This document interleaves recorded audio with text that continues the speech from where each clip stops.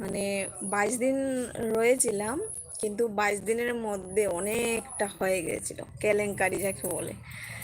তারপর গিয়ে তো আমি আর একদিনও থাকি না। আবার এই যে আমার মাথায় বাড়ি পড়ছে, কারণ এই আমাদের এখন কি মাস, এখন কি মাস চলছে জানি, বেঙ্গলি, ভুলে গেছি। ষষ্ঠী চলছে তো, সরি, এ হে হে, আমি উল্টো পাল্টা বলছি, জ্যৈষ্ঠ চলছে, ষষ্ঠী বলছি, তুমি ষষ্ঠী বলেছিলে, আমি পাগল হয়ে গেছি আমিও গরমে। তো মনে হচ্ছে যে জ্যৈষ্ঠ মাস চলছে এখন। তো আষাঢ় শ্রাবণ মাসে আমরা আমাদের মার মানে 1 ইয়ার কমপ্লিট হয়ে যাবে, তো ওইখানে যেতে হবে, মার কিছু কাজ করতে হবে। আষাঢ় মাস, আমি জানি না, বাংলা মাসের হিসাবটাই জানি না, মনেই থাকে না, ভুলে যাই। কলা গাছের ছায়া পুরা পড়ে আষাঢ় মাস। আর আচ্ছা, যেটাই বলো, এখন আমি জানি না কি মাস, কিন্তু আমি বলছি যে শ্রাবণ মাসে আমার মার মানে যেটা বাৎসরিক হবে সেটা হবে। তো আমি সেটাই ভাবছি যে আমি যাব। আমার তো যেতেই ইচ্ছে করছে না, কিন্তু মার জন্য তো যেতেই হবে, লাস্ট বারের মতো যেতেই হবে। আর গিয়ে আমার থাকতে ভালো লাগে না গো।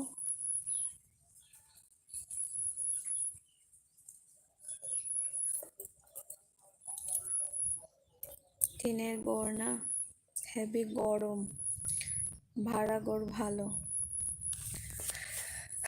ও বলছে না, আমার এখন দেখি অ্যাডমিশনটা কি হয়। আমি এখানে আসলাম, না আমি তোমাকে বলি, আমার বিয়ে হয়েছে 2020-তে, আর জানুয়ারি 22, 22 জানুয়ারিতে আমার বিয়ে হয়েছিল।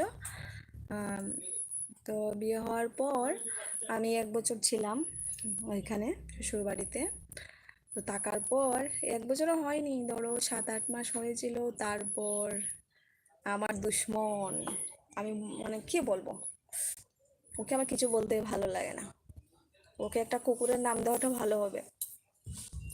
ওইটা আমাদের ঘরে অশান্তি শুরু করেছে, আমাকে একদম আলাদা করে দিয়েছে, আমাকে আমার হাজবেন্ডকে একদম পরিবারটা থেকে আলাদা করে দিয়েছে। কারণ ও তো বিয়ের পরে শ্বশুর শাশুড়িকে নিয়ে খেতে পারেনি বেশি দিন। তো ও তো আলাদা আমার বিয়ের আগে, ধরো 2-3 বছর আগেই হয়ে গিয়েছিল। আর যখন আমি আসলাম, তো আমি সবার সঙ্গে মিলেমিশে খাবো ভাবছিলাম, কারণ ওর ছোট ছেলে, বড় দিদির বিয়ে হয়ে গেছে।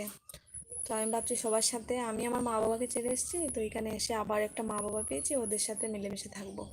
আমার আর থাকা হলো না। মানে আমি দেখছি, আমি যতই ভালোবাসি না কেন কেন, কিন্তু ওরা দেখছি আস্তে আস্তে করে মানে মানে পাল্টে যাচ্ছে কি করে, আর এখন তো পুরো পাল্টেই গেছে। তারপর আমার হাজব্যান্ড আর কি তোমার বেঙ্গালুরুতে ছিল, আমার বিয়ের অনেক আগে।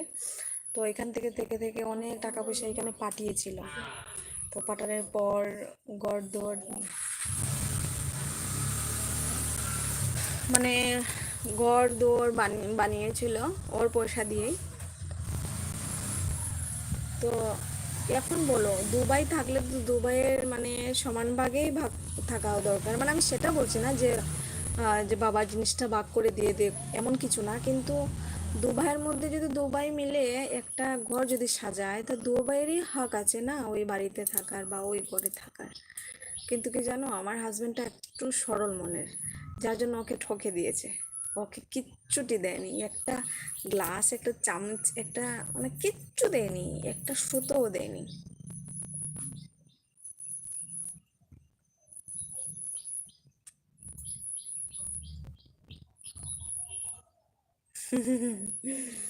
আপ- আপনার ভিডিওটা ক্লিয়ার আসে না কেন জানি না, মনে হচ্ছে নেটওয়ার্কের প্রবলেম। হ্যাঁ গো, তাই হয়। কি বলবো মানে, আমি জানো, আমি মানে বুঝতে পারি না যে আমি কোথায় থেকে শুরু করবো আর কোথায় শেষ করব, বলার শেষ নেই। সবই ভালো ছিল, কিন্তু সবাইকে পাল্টে দিয়েছে।